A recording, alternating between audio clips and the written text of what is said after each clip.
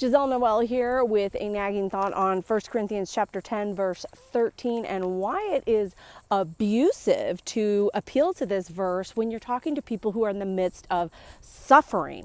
And that is because this verse is the one where people are able to make the statement, God will never give you more than you can handle.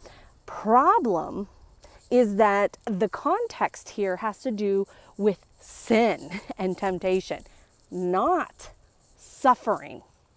So let's take a look here. I'm going to read this verse from the New International Version just because I think that is probably one of the more popular versions that are out there. And here's what it says. No temptation has overcome you except what is common to mankind. And God is faithful.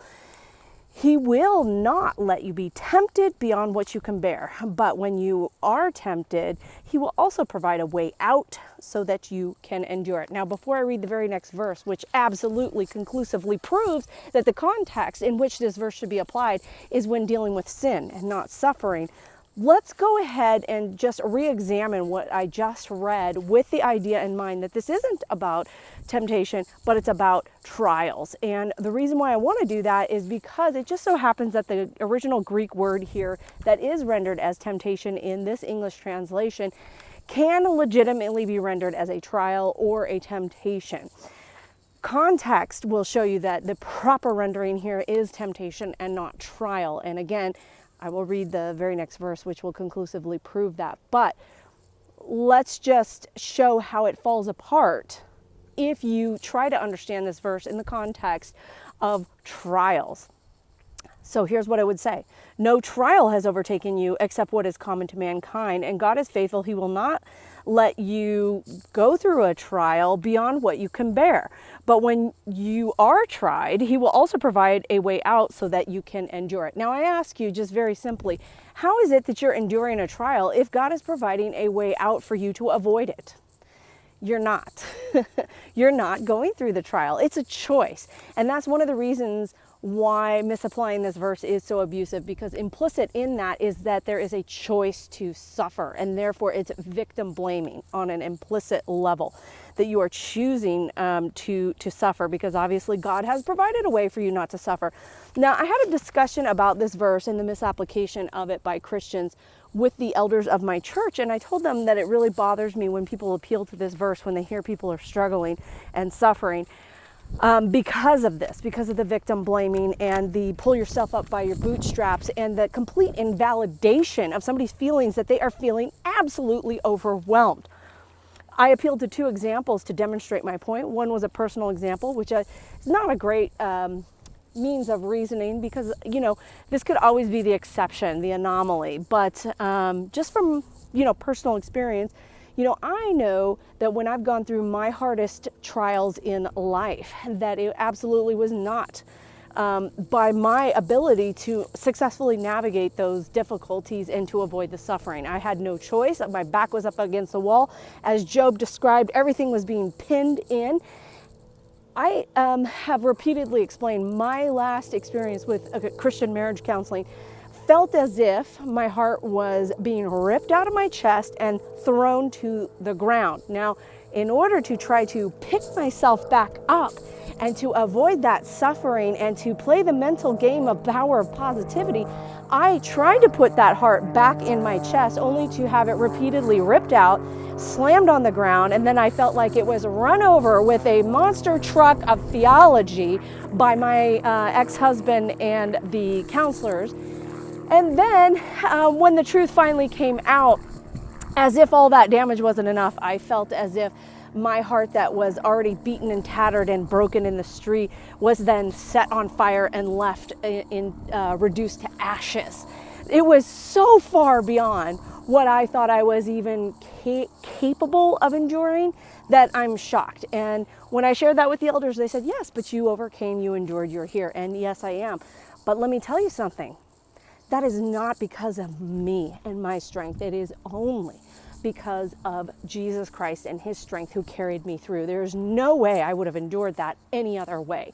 And it's he alone who gets the credit for that.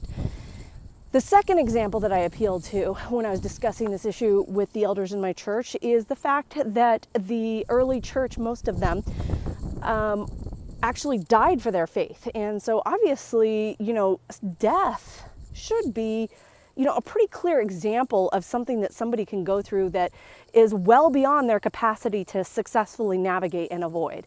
And yet they countered with the verses that say that precious are the blood of the saints to the Lord, as if that has any bearing on the ability for somebody to successfully navigate through being tortured or murdered. That is more than we can bear.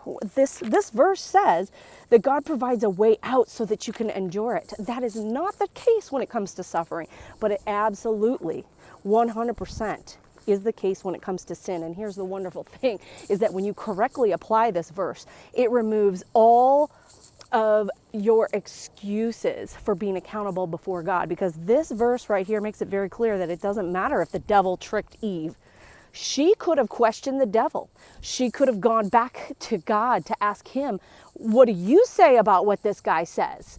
She could have taken choices. She could have made choices to not sin, but she wanted to sin. And that's why she believed the devil.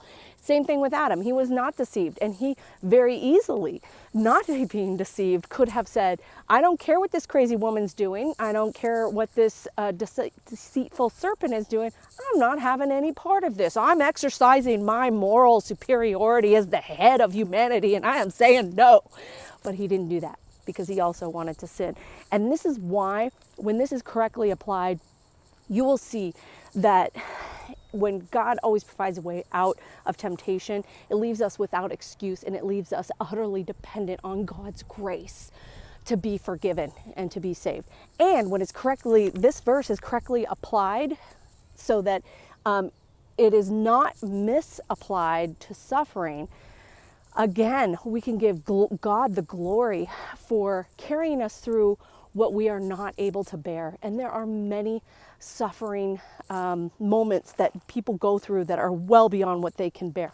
I fathom what is the most evil thing that you can go through. I don't care if it's being kidnapped, raped, genocide, what have you, Holocaust. That simply doesn't make sense if you are understanding this verse according to that type of logic. This is what it says again. No temptation has overtaken you except what is common to mankind. Are those types of suffering, that degree of suffering, is that common to all mankind? Let's pray that in God's grace and compassion that it's not. I pray that very few people understand that level of suffering. Okay. So those were the two examples that I appealed to with the elders, and how I think that their arguments did not hold water. And here is the conclusive proof that this verse, 1 Corinthians chapter 10, verse 13, absolutely is about temptation and not about suffering. When we look at 1 Corinthians chapter 10, verse 14, here's what it says. Therefore, so this is absolutely directly connected. Therefore, my dear friends, flee from idolatry. You can't flee from suffering, and there is no sin in suffering. But if we're talking about temptation, you absolutely can flee from it. And it absolutely is idolatry if you bow down to it. So it should be very clear that this verse is talking about avoiding sin and not about avoiding suffering. Let's not beat up the wounded. Let's not trample on bruised reeds. Let's not snuff out wicks that are smoldering. Let us have compassion and tenderness with the people that are suffering, and validate the fact that it is more than they can bear. And yet God is able to pick them up from there and carry them through and make them a new creation. Okay, I hope this is helpful and healing. God bless you guys, and I hope you join me for my next nagging thought. Until then, have a great week. God bless.